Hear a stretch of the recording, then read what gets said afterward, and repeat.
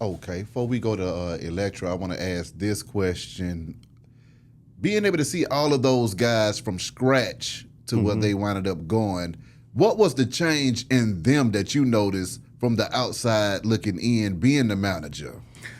You know what? It was great watching. I think one of the best things for me was watching the growth of Outkast throughout the years.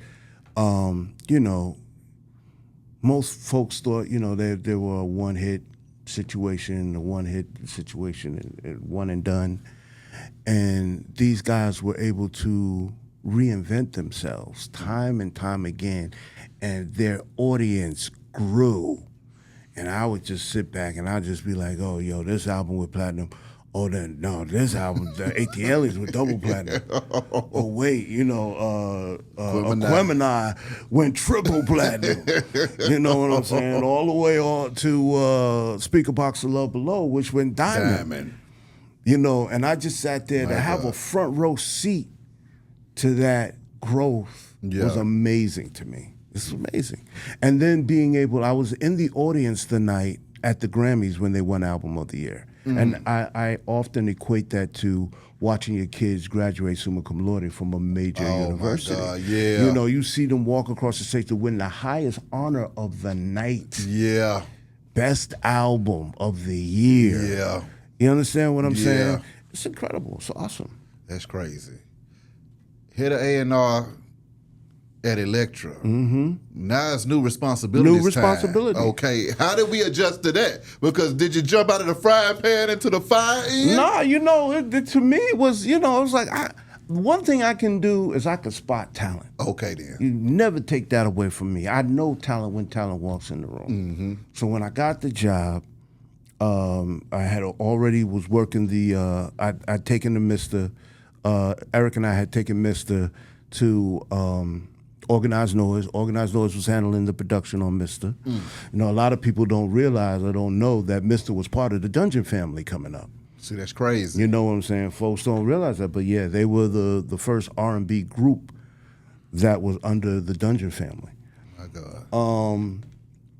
So then I got a tape from my man Eric, and it was actually he gave me a DAT tape of this rapper from Senegal.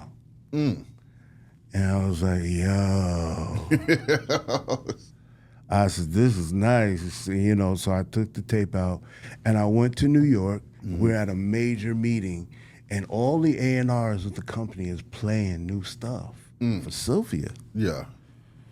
And so I get up and I play this record called Operations of Nature. 60 seconds, after 60 seconds, Sylvia says, sign him. And I'm like, all right, cool. And I'm still sitting in my seat. I said, all right, you know, why are you still sitting there? Sign him now. Ooh. So I had to get up, call his lawyers, Moore and Hawthorne. Yeah. You know what I'm saying? I said, look, I got to get Akon signed right now. Yeah. You know what I'm saying? We'll have the paperwork on your desk within 24 hours. Yeah. You know what I'm saying? And that's how I signed Akon, gave Akon his first record deal. Okay, so when Akon touched down, I mean, what was it like working with him after hearing that song? Because that's all you had at that time. Well, he went in the studio. I had a studio at my office. He went in the studio and started creating, but he was also working with the Fugees, Wyclef Jean and Jerry Wonder, on some of his stuff as well. Yeah. You know, and we created a great album. But unfortunately, the first single didn't take off. Like the Operations of Nature, we shot a video and everything, didn't take off. And I felt we gave up too soon on the project. But they were just like, okay, well, it didn't happen the way I thought it would happen. Well, let's cut ties. Yeah. You know what I'm saying? And unfortunately, you know, he got dropped, but later on, which was a blessing to him, he ended up getting picked back up and, you know, blowing up. Exactly. You know.